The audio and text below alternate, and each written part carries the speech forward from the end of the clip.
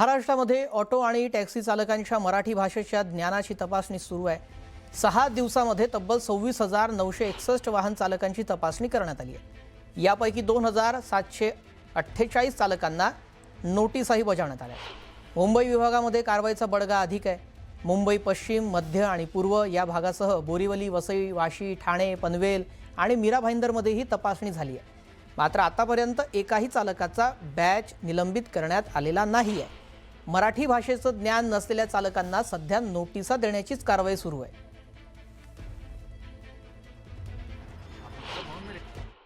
मला असं वाटतं आता त्यांचं काही लगेच परवाना रद्द नाही ना करत आहे, त्यांना नोटीस देत आहेत ना, म्हणजे वेळ देतातच आहेत त्यांना। शिकायला काय प्रॉब्लेम आहे? सक्तीचा विषय नाही, हा कायद्याचा नियम आहे, ते कायदा आहे हा की तुम्हाला जर परवाना पाहिजे असेल तर मराठी बोलता आलं पाहिजे, हा कायदा आहे, याच्यात सक्तीचा काय विषय आला? पुढची बातमी बघूया। कांद्याच्या वाढत्या भावानं त्रस्त झालेल्या नागरिकांना दिलासा देण्यासाठी केंद्र सरकारनं मोठा निर्णय घेत नाफेड आणि NCCFनं खरेदी केलेला कांदा दिल्लीला पाठवण्याचा निर्णय जाहीर केल्यानंतर अखेर आज कांदा एक्सप्रेस लासलगाव येथून 450 टन कांदा घेऊन दिल्लीकडे रवाना झाली। काही वेळापूर्वी प्रहारच्या गणेश निंबाळकरांनी रेल्वे अडवली होती, मात्र आता त्यांना ताब्यात घेण्यात आलेलं आहे। रेल्वे पुढे निघालेली आहे। प्रहार जनशक्ती संघटनेच्या कार्यकर्त्यांनी नाशिकमधील लासलगाव रेल्वे स्थानकावर दिल्लीला जाणारी कांदा एक्सप्रेस रोखून धरली होती।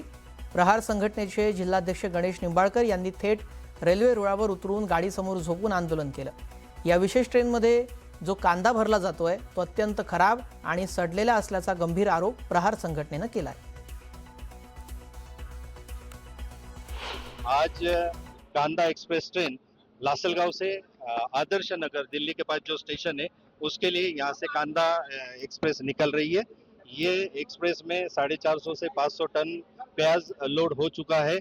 हमारा प्रयास रहेगा कि ये जल्द से जल्द दिल्ली पहुंचे और वहाँ पे दिल्ली के लोगों के लिए जो मेल एक्सप्रेस ट्रेन है 22 से 24 घंटे लेती है, इससे चूंकि ये गुड्स ट्रेन है तो इसको उससे थोड़ा सा कुछ घंटे ज्यादा समय में हम पहुंचाने का प्रयास करेंगे।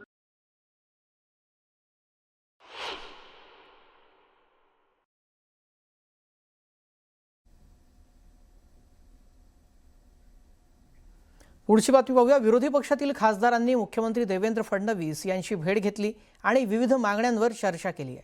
खासदारांनी मांडलेल्या मागण्यांबाबत सरकार सकारात्मक असल्याची माहिती समोर आली आहे। जिल्हा नियोजन समितीमध्ये खासदारांनाही निधी उपलब्ध करून देण्याबाबत सरकार विचार करणार आहे। तसंच राज्यस्तरीय दिशा समितीची बैठक लवकरच घेण्यात येणार आहे। मनोरा निवासामध्ये खासदारांच्या निवासाची व्यवस्था करण्याचाही निर्णय होण्याची शक्यता आहे। सरकारला लाज वाटली पाहिजे। अजूनही आपल्याकडे हे भ्रष्टाचार सुरू आहेत। नीट सारख्या परीक्षांमध्ये मुलांमध्ये जे वाटोळ झालं त्यातून आता ही कॉक्रोच जनता पार्टी निर्माण झाली।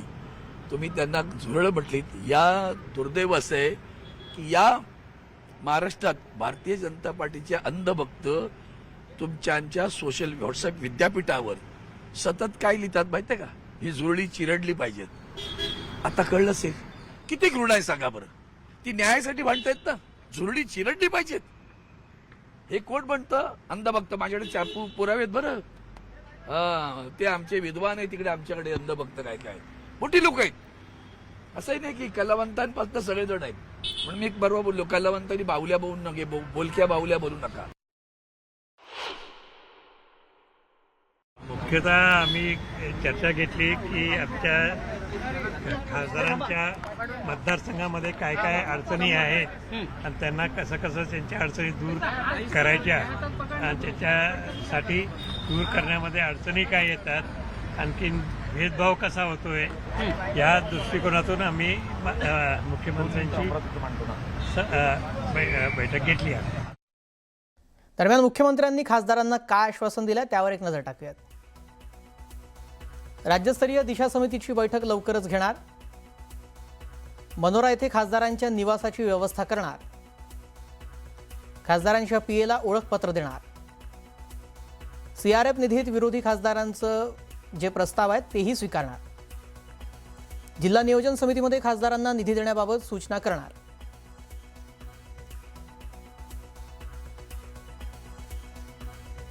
भोंगवली सबस्टेशन आणि टॉवर लाईनच्या मुद्द्यावरून खासदार सुप्रिया सुळे उद्या मुख्यमंत्री देवेंद्र फडणवीस यांची पुन्हा भेट घेणार आहेत। गुरुवारी दुपारी 3 वाजता मुंबईतील सह्याद्री अतिथीगृहात याबाबत बैठक होणार आहे। या बैठकीला राष्ट्रवादी अजित पवार गटाचे आमदार शंकर मांडेकर आणि भाजपाचे माजी आमदार संग्राम थोपटेही उपस्थित राहणार आहेत। भोंगवलीतील प्रस्तावित 765 केव्ही GSI सबस्टेशन आणि भोर राजगड तालुक्यातील टॉवर लाईनला स्थानिकांचा विरोध आहे। याच मुद्द्यावर संघर्ष समितीनं नुकतंच कापूरहोळ या चौकामध्ये पुणे बंगळुरू महामार्गावर रास्ता रोको आंदोलन केलं होतं आणि याच मागण्या मुख्यमंत्र्यांपर्यंत पोहोचवण्यासाठी सुप्रिया सुळे उद्या त्यांची भेट घेत आहेत आणि ही बैठक होणार आहे। तर ठाकरेंच्या शिवसेनेचे आमदार आदित्य ठाकरे यांनी आज रायगडमध्ये मुंबई गोवा महामार्गाची पाहणी केली। यावेळी महामार्गावरील खड्डे, नव्यानं बांधलेल्या पुलांची अवस्था आणि पुलाच्या अंडरपासमध्ये साचलेल्या पाण्यावरून त्यांनी सरकारवर जोरदार टीका केली आहे। गेल्या 10 वर्षांपासून प्रत्येक गणेशोत्सवाआधी हा महामार्ग पूर्ण होण्याची घोषणा केली जाते, मात्र प्रत्यक्षात डागडुजी केलीच झाल्या नसल्याचा आरोप त्यांनी यावेळी केला। पालकमंत्री भरत गोगावले यांच्या बॅनरची क्वालिटी A1 आहे, पण इथल्या रस्त्यांची क्वालिटी स्पेस टेक्नॉलॉजी वापरून केल्याचा टोला त्यांनी लगावला आहे।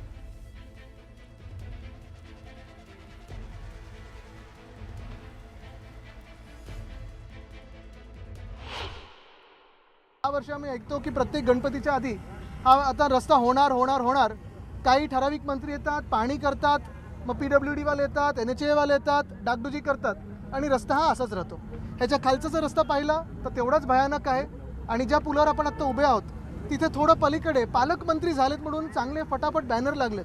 बॅनरची क्वालिटी A1, रस्त्याची क्वालिटी स्पेस टेक्नॉलॉजी। त्यांची हवाच काढली गेली कारण 30% निधी आता पालकमंत्र्यांच्या अखत्यारीत त्यांच्यात हवा कधीच नव्हती, पण म्हणजे कुठून यायची ते तुम्हाला माहिती। पण महत्त्वाची गोष्ट ही आहे की आपण पाहिलं असेल जे आता पालकमंत्री पदावरनं 2-2.25 वर्ष भांडण चालू होतं, त्याच्या आधी 4 वर्ष म्हणजे 2 वर्ष भांडण चालू होतं। भांडतात पालकमंत्री पदावरनं, भांडतात गाडीवरनं, भांडतात बंगल्यावरनं, पण ह्याच्यावरनं कोण आवाज उठवणार?